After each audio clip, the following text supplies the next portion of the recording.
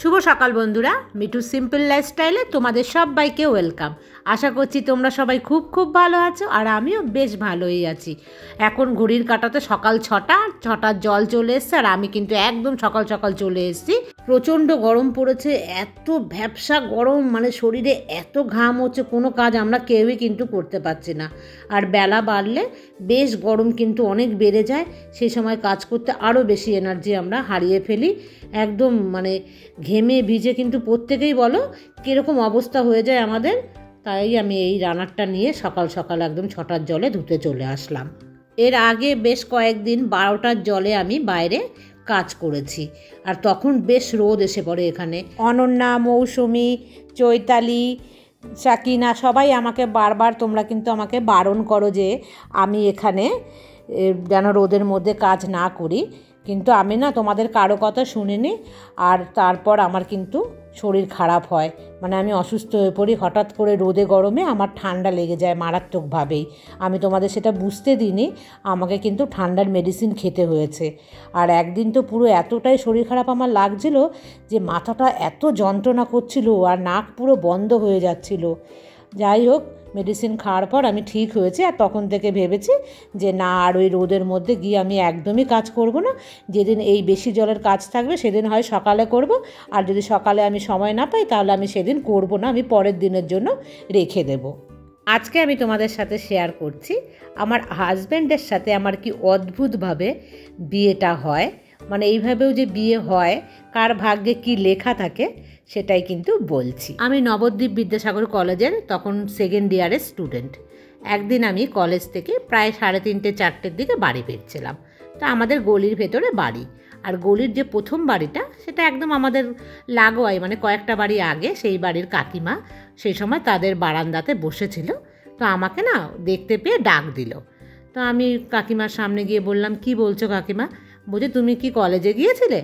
আমি তখন বললাম যে হ্যাঁ, আমি কলেজ থেকে ফিরছি। তো কাকিমা তখন আমাকে বলছে যে আমার দিদির ছেলেও পড়ে তোমাদের কলেজে, তুমি কি তাকে চেনো? আমি বললাম যে না কাকিমা, আমি তো চিনি না। নাম কি? নাম বলাতেও আমি তাকে চিনতে পারি না। তো ওই কাকিমার পাশে একজন বয়স্ক ভদ্রলোক বসেছিলেন। তো আমি না কিছু জানি না, আমি তখন কাকিমাকে বললাম না কাকিমা, চিনি না, আমি বাড়ি চলে যাচ্ছি, আমার খুব খিদে পেয়েছে। তো কাকিমা বলে ঠিক আছে, যাও তুমি বাড়ি যাও। তো আমি বাড়ি এসেছি, ড্রেস চেঞ্জ করলাম, করে খেতে বসেছি। এবার খাওয়ার মানে 5-7 মিনিট পরে দেখছি যেই কাকিমা আমাকে জিজ্ঞাসা করছিল, সেই কাকিমার হাজবেন্ড মানে সেই কাকু আমাদের বাড়িতে এসে আমার মাকে ডাকছে। দিয়ে আমার মা বলল কি, দিয়ে আমার মাকে না একটু লুকিয়ে মানে বাইরের দিকে আমাদের গেটের বাইরে নিয়ে গেল। তারপর মা চলে গেল ওই কাকুর সাথে। একটু করে এসে ওই কাকু আমার বাবাকে আবার ডেকে নিয়ে গেল। কিছুক্ষণ পর মা বাবা দুজনাই ফিরে আসলো। মা এসে আমাকে বলছে, তুই একটা ভালো চুড়িদার পর। আমি বললাম কেন? বলছে তোকে দেখতে আসছে। আমি বলছি দেখতে আসবে মানে এইভাবে হয় না কি? এবার দেখতে আসবে? কে দেখতে আসবে? আগে থেকে কিছুই জানি না, কিচ্ছু না। দিয়ে বলছে যে হ্যাঁ দেখতে আসবে, তুই একটা ভালো জামা পরে চুল টুল একটু ভালোভাবে আঁচড়া। তো আমার না এর আগে কখনো সম্বন্ধ দেখানো হয়নি, মানে কেউ দেখতে আসেনি আমাকে এইভাবে। তো আমি একটা তাও খুব রাগারাগি করলাম মায়ের ওপরে, করে একটা চুড়িদার আমি পরেছি। পরার পর এবার ওই ভদ্রলোককে নিয়ে ওই কাকু কাকিমা আমাদের বাড়িতে এসছেন। আসার পরে ভদ্রলোক বলছে না, চুড়িদার পরলে হবে না, আমি চুড়িদার পরা অবস্থায় আপনার মেয়েকে দেখেছি, আমি একটা শাড়ি পরা অবস্থায় আপনার মেয়েকে দেখতে চাই। শাড়ি পরবো তো ঠিক আছে মায়ের একটা, কিন্তু ব্লাউজ, আমার মায়ের স্বাস্থ্য আগাগোড়াই মোটামুটি ভালো, আর আমি ছিলাম মানে হাওয়া দিলে যে পড়ে যায় সে মানুষ।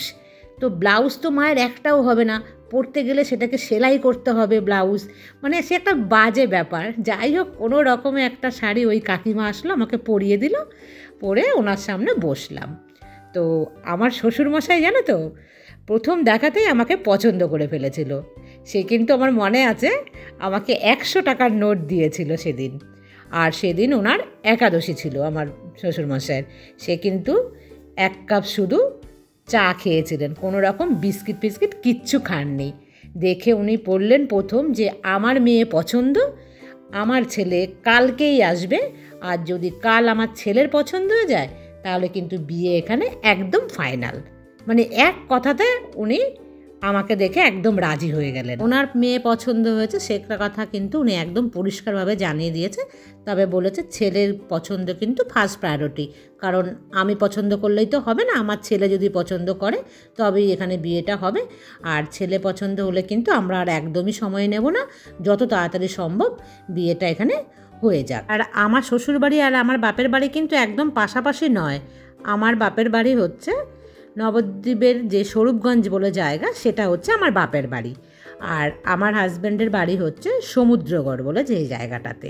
আর আমাদের পাড়ায় যে কাকিমার বাড়িতে এসেছিল, সেই কাকিমা হচ্ছে আমার যে শ্বশুরমশাই তার মানে জ্ঞাতি গোষ্ঠী, তার কীরকম একটা দাদা হয় মেয়ে, সেই দাদার মেয়ে। তো যাই হোক, সেই কারণে সে এখানে এসেছিল আমার হাজব্যান্ডের জন্যই মেয়ের খোঁজ নিতে। আর আমার আগে একটা মেয়ে দেখেছে নাকি আমাদের ওখানকারই, মানে আমাদের বাড়ি থেকে ধরো তাও 2 কিলোমিটার দূরে, সেখানে নাকি দেখে গিয়েছিল আমার হাজব্যান্ডরা।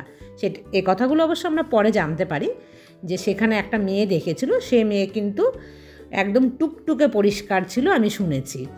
তবে সে মেয়ের অনেক রকম মানে ডিমান্ড ছিল। এই সমস্ত দেখে না আমার হাজব্যান্ডরা তাকে আর পছন্দ করেনি সেই মেয়েটিকে। কটা বাজে বলো তো বন্ধুরা? 1:15। আর ঘড়িটা একটু ফাস্ট আছে। যাই হোক, তবু আমি 1:15ই ধরলাম। আমি কিন্তু সমস্ত রান্না কমপ্লিট করে, সমস্ত কাজ কমপ্লিট করে, একদম খাবার নিয়ে স্নান পুজো করে চলে এসেছি এই ঘরে। আর একটু এসিতে বসে ঠান্ডা ঘরে খাবো, সেই কারণে এই ঘরে চলে এসেছি। আর কি রান্না করেছি মোটামুটি তোমাদেরকে একবার দেখিয়েছি, তাও একবার দেখিয়ে দিচ্ছি আমি কি রান্না করেছি। শাক অনেকটাই হয়েছে, কিন্তু আমি বেগুন দিয়েছি কারণ নরম হওয়ার জন্য। আর এই শাপলা আর এই যে 2টো পাবদা মাছের ঝাল, এই হলো আজকে লাঞ্চ মেনু। আজকে মাথায় প্রচুর তেল দিয়েছিলাম, আর সেই কারণে কিন্তু মাথাটাকে খুব ভালোভাবে শ্যাম্পু করলাম। জানো তো, ঘুম থেকে যখনই উঠেছি তখনই ভীষণ মাথা ধরেছিল আজকে। আমার বয়সী মেয়ে ছিল কিন্তু সেই মেয়েটি, কিন্তু আমার থেকে 1000 গুণ স্মার্ট ছিল। সে চোখে মুখে কথা বলতে পারতো, সামনাসামনি দাঁড়িয়ে না জবাব দিতে পারতো।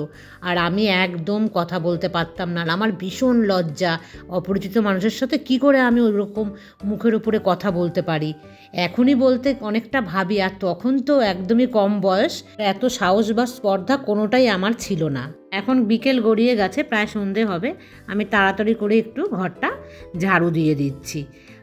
তারপর কিন্তু আমি জামা কাপড়গুলো ভাঁজ করব না, আমি যাব সন্ধে পুজো দিয়ে পরে তোমাদের কাছে ফিরে আসব। আর এই যে রানারটা ধুয়ে দিয়েছিলাম, সেটা কিন্তু শুকিয়েও গেছে।